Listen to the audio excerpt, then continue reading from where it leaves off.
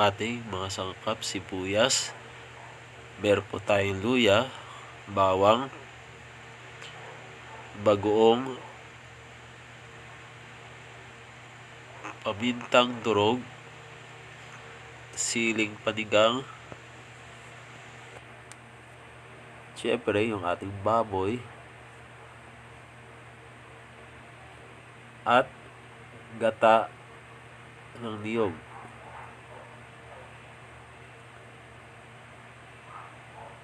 Okay, simulan na po natin ang ating pagluluto. Papainit lang po tayo ng mantika sa kawali. Unahin po natin ang luya.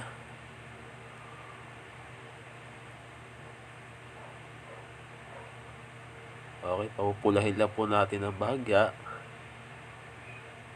para lumabas na po yung lasa. Tapos, sunod na po natin ang ating sibuyas.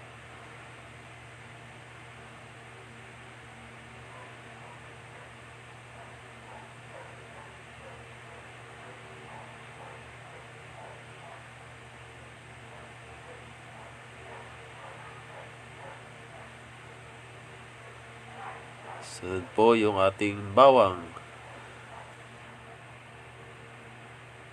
Pinahuli po natin ang ating bawang.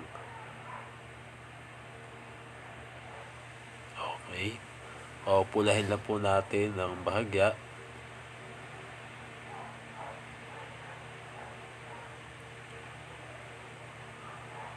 Tapos, ilagay na po natin ang ating baboy.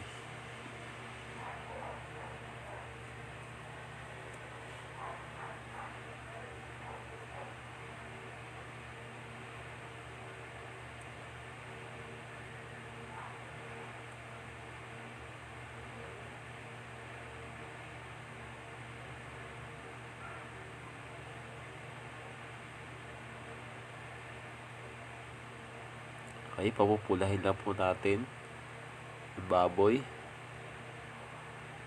Pwede na po natin ilagay ang alamang, bagoong na alamang.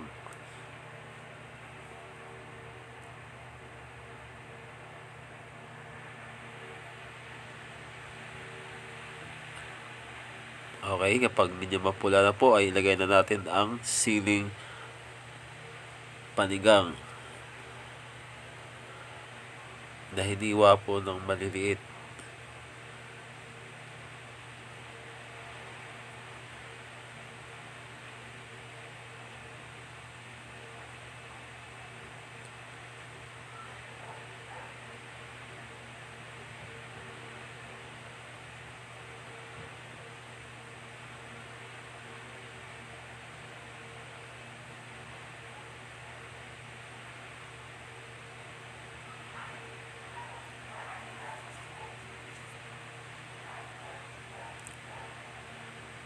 Okay, halo-halo lang po natin hanggang sa pumula po yung karne. Pagkatapos, at natuyo na, ilagay na po natin ang ating gata.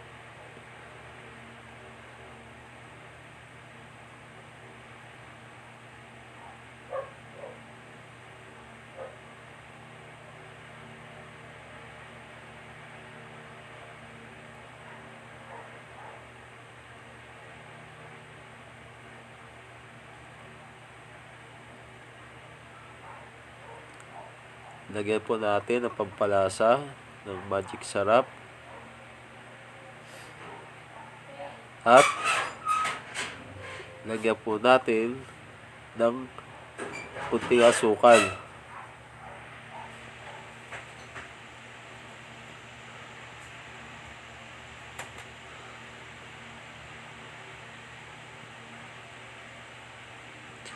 At hintayin po natin na hanggang sa lumapot. Katapos, dahil yan malapot na po, ay luto na po ang ating Bicol Express.